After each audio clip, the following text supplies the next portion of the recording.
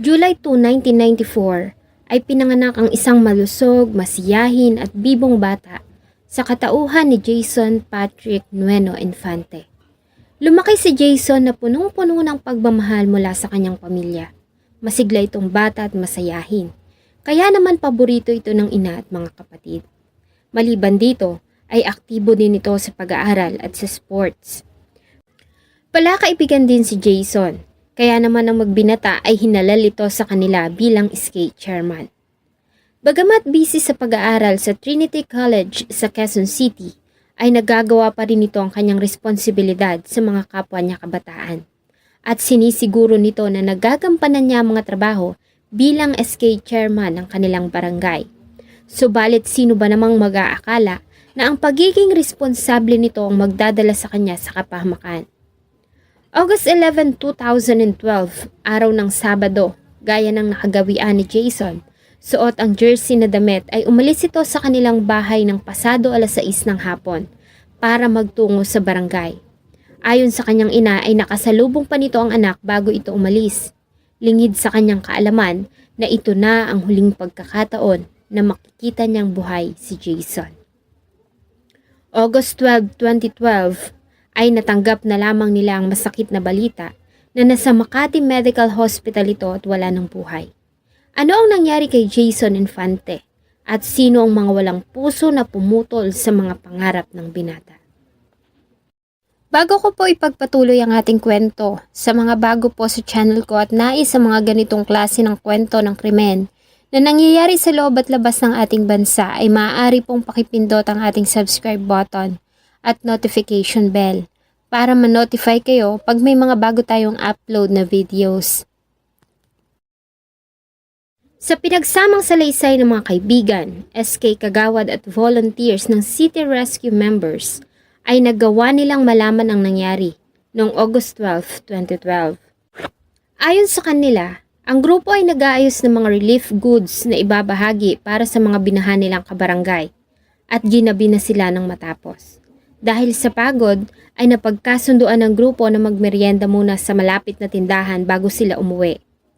Past midnight na habang nagmemeryenda sa harapan ng isang tindahan sa barangay Valenzuela, Makati City nang dumating ang magnobyo na sila Eduardo Suravilla at Catherina Escobar.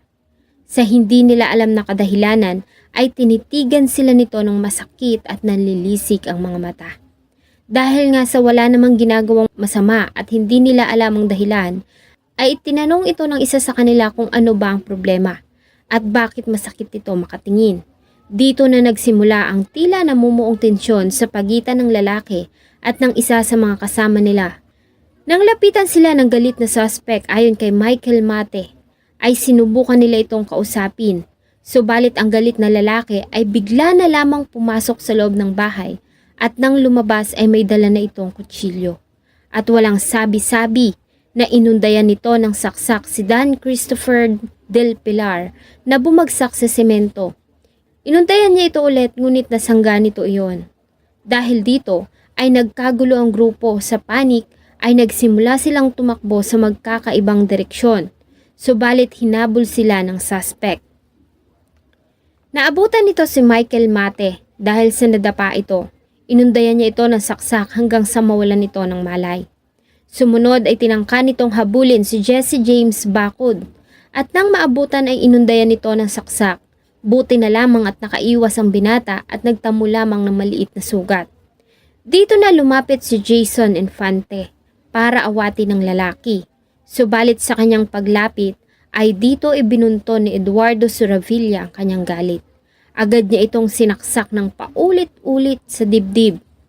Sa kabila ng mga tamong sugat ay nagawa pang manlaban ni Jason at tumawag ng tanod para humingi ng tulong. Si Jason ay nagawa pang isugod sa Makati Medical Hospital kung saan ay nakaranas pa ito ng 6 na beses na cardiac arrest bago ito tuluyang malagutan ng hininga. Ayon sa medical examination sa katawan ni Jason, ay nagtamo ito ng malalalim na sugat sa kanyang dibdib, na sugatan na malubha ang kanyang mga organs na siyang naging dahilan ng kanyang kamatayan. Samantala, ang isa sa mga biktima na si Michael Mate ay malubha ang mga tama at tumagal ito sa ospital ng halos 1 buwan. Nang makalabas ay sumailalim pa ito sa mga gamutan at therapy. Sa pinagsamang salaysay ng mga saksi at biktima ay nagawang maaresto ng Police Crime Investigation and Detection Group o CIDG Makati ang mga suspect, ang 21 years old na si Eduardo Boal Siravilla alias John Paul Buwan na residente ng Cogeo, Antipolo City at girlfriend nito na si Cathrina Escobar, 24 years old na residente naman ng Paco, Manila at nagtatrabaho sa Resort World. Ayon sa investigasyon, ang magkasintahan ay nasa Makati para lamang umattend ng isang birthday party. Ang kutsilyo na ginamit na murder weapon ay napasa kamay din ng mga investigador. Nang maaresto ay itinanggi pa nito ang ginawang pagpatay, subalit kalaunan ay umamin na din ito sa ginawa. Ayon sa mga pulis ay wala silang nakitang motibo sa ginawang krimen maliban sa ang suspect ay nakainom at napagtripan lamang nito ang grupo. Maliban dito, napag-alaman din nila na ito ay may mga pending na kaso ng pagpatay sa Manila at miyembro din ito ng Sige-Sige Sputnik Gang. Dahil sa mga nakalap na mga ebidensya at sa mga salaysay ng mga biktima at witnesses, ang dalawa ay sinampahan ng isang bilang ng kasong murder dahil sa pagkamatay ni Jason Infante. Isang bilang na frustrated murder dahil sa pagkakasaksak nito kay Dan Christopher Del Pilar at attempted murder naman dahil sa malalalang saksak na natamo ni Michael Mate. Maliban sa masakit na naging kamatayan ni Jason Infante, ay isa pang kahindik-hindik na pangyayari ang dumagdag sa sakit na naramdaman ng mga nagmamahal sa kanya. Dahil sa ang cornea tissue ni Jason ay kinuha ng walang pahintulot ng kanyang pamilya. Ayon sa nakakatandang kapatid ni Jason noong August 12, 2012, ng bandang 11:30 ng gabi, ay personal niyang dinala ang katawan ng kapatid sa Loyola, Guadalupe. Nang buksan nila ang casket nito, ay napansin nila na tila may mali sa itsura nito. Ayon sa kanya ay sinamahan niya ang katawan ng kapatid mula sa operating room ng ospital. Nagdalhin ito sa morgue at ibiyahe papunta sa Funeraria Pilipinas. Hindi siya umalis sa tabi nito maliban ang gawin ng medico-legal na proceedings. Hindi kasi siya pinayagan na pumasok sa loob. Ito lamang ang pagkakataon niya para umuwi para makapagpahinga dahil sa wala pa siyang tulog. August 13 kinabukasan ng bandang 9:00 ng umaga ay itinalaga siya ng pamilya para maging representative sa pagsasampa ng kaso laban sa mga suspects at natapos ang proseso ng bandang 12:30 na ng tanghali. Kasama ang isang kaibigan ay nagdesisyon silang silipin ang kapatid na si Jason at dito na nga niya napansin ang kakaiba sa itsura ng kanyang kapatid.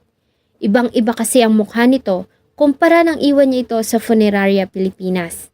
Kapansin-pansin ang mga malalim at lubog nitong mga mata gayong normal na malalaki ang mata ng kapatid.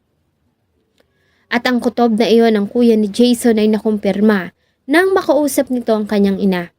Ayon dito ay una na nilang napansin ang kakaiba sa itsura nito.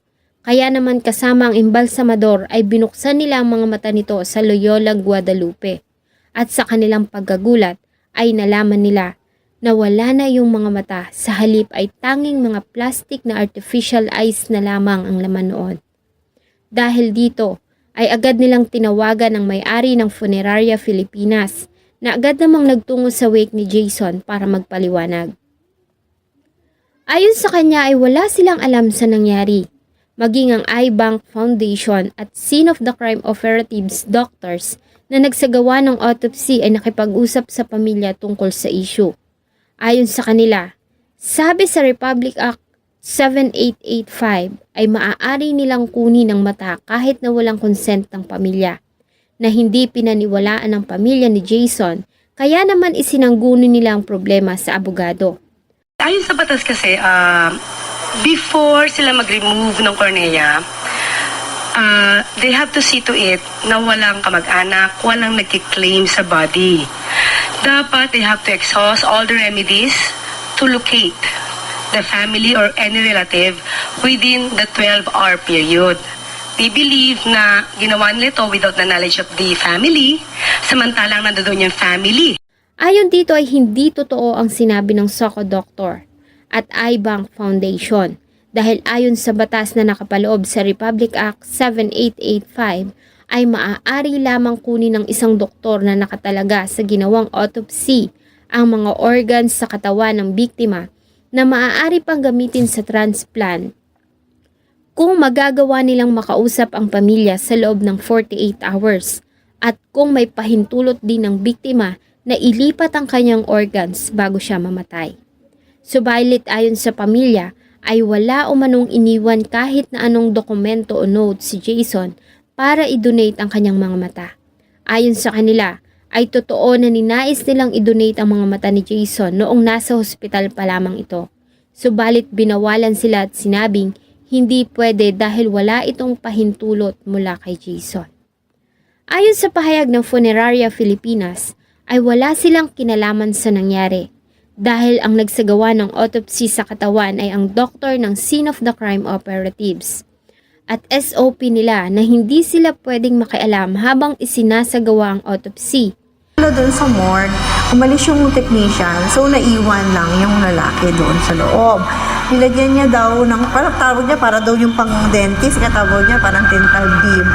Yung mata na merong 2 butas. Then, meron daw na inalis, meron nilabas na parang maliit na forceps and lifted something from the eye. Nakita niya daw parang manipis lang daw yung tinanggal, then nilagay sa 2 tube na kabila, tapos nilagay sa isang box na parang may yellow.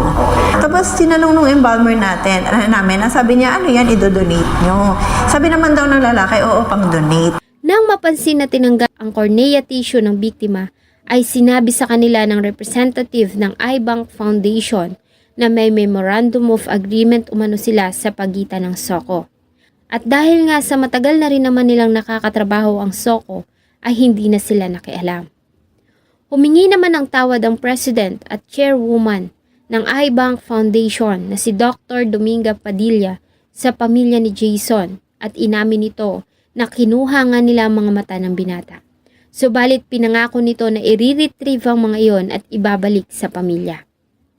Pangarap ni Jason ang maglingkod sa bayan. Siguro kung hindi nito sinapit ang masakit na katapusan, ay isa na itong magaling at responsableng leader ng kanilang lugar. Hanggang ngayon ay bakas pa rin sa pamilya ni Jason, lalo na sa kanyang ina, ang pangungulila sa kanya. Patuloy pa rin kasi nitong inaalala ang anak sa mahalagang araw sa kanilang mga buhay. At ayon sa kanya sa isang post sa social media, ay hindi siya titigil sa pagluha at pangungulila dito hanggang sa araw ng muli nilang pagkikita. Infante, I'm age 16 years old. Sorry. Ay, wala ako, kailangan. Sorry. I'm 16 years old. Salamat po sa inyong patuloy na pagtangkilik ng atin pong mga videos. Huwag niyo pong kalimutang mag-iwan ng saloobin at suggestion sa atin pong comment section. Sana po ay samahan niyo po akong muli sa susunod pa nating mga episodes. Thank you so much po and see you on my next video.